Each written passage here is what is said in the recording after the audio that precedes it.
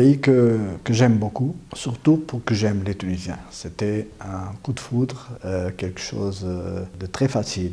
Parce que je pense qu'il y a beaucoup de similarités entre les Portugais et les Tunisiens. Je peux dire même que ce sont peut-être deux pays de la rive nord et du sud de la région de la Méditerranée qui se rassemblent beaucoup. À cause de sa taille, aussi de son histoire, le même numéro de population, surtout d'une certaine façon de vivre.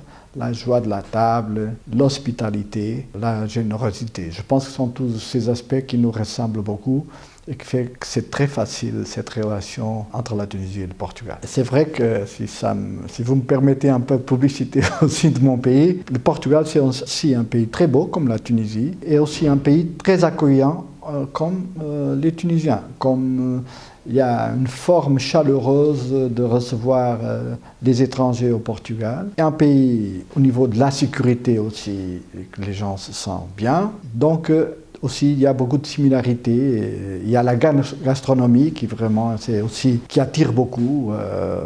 Comme vous, on a un excellent poisson, on a une pâtisserie fameuse. Tous ces éléments qui sont des choses qui certainement attirent les Tunisiens et finalement les Portugais. Voilà, c'est ça, je pense, qui peut vraiment attirer les Tunisiens à faire de plus en plus une visite au Portugal. Quand on parle la langue portugaise, ce n'est pas la langue du Portugal, c'est la langue qui appartient à 9 pays de langue portugaise, qui forment une communauté des pays de langue portugaise. Et donc, c'est un patrimoine, plus de 250 millions de personnes au monde, et qui nous permet vraiment, à travers des différentes cultures et des différentes traditions, qui peut être parlé, exprimé en portugais.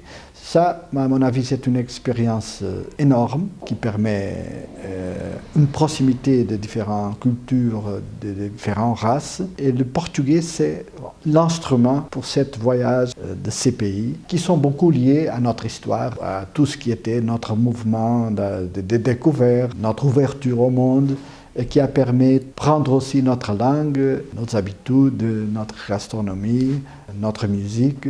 Et là, on a eu une fusion très particulière avec tous ces pays qui sont déclinés de différentes formes. Et chacun a son propre caractère qui fait la richesse de ce monde. Donc la langue, c'est un facteur de richesse, par exemple, pour les étudiants. Ça peut vraiment ouvrir des portes dans l'Amérique latine, dans beaucoup de pays africains.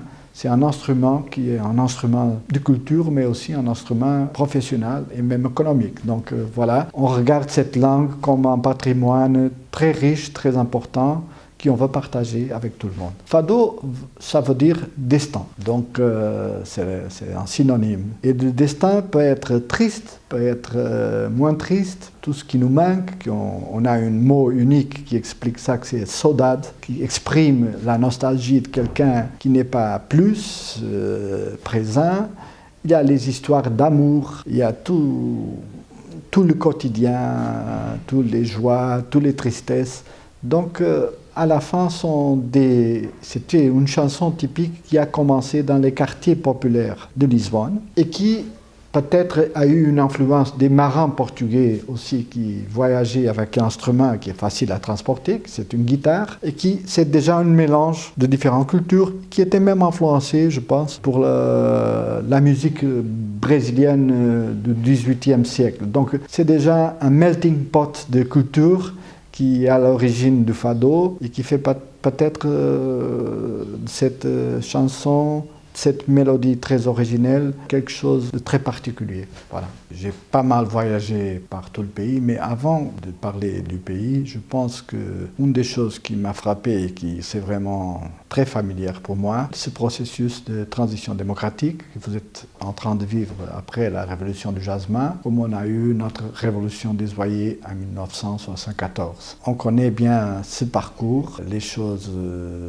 le côté bon des choses et aussi de quelques difficultés qui fait partie de cette maturité que vous êtes en train de gagner avec le temps, comme nous, comme le Portugal. C'est un côté pour moi très familier que je connais aussi très bien. Après le pays, c'est un pays très divers, très beau. C'est un pays vraiment du nord au sud. C'est difficile de dire qu'est-ce qu'on aime plus. J'étais peut-être très touché par le sud, par le désert, par la région du Tozeur, tout ce qui sont les oasis, les zones des canyons, toute cette zone qui est la porte pour le désert. Il y a quelque chose de spécial, de mystique qui m'a touché. Évidemment qu'il y a tous les beautés, les plages, Djerba, et aussi d'autres choses la gastronomie, les différents, voilà, tout ce qui est lié à la culture et aux traditions tunisiennes, et tout ce qui est aussi lié à l'architecture, à l'histoire, aux sites archéologiques qui sont vraiment extraordinaires en Tunisie.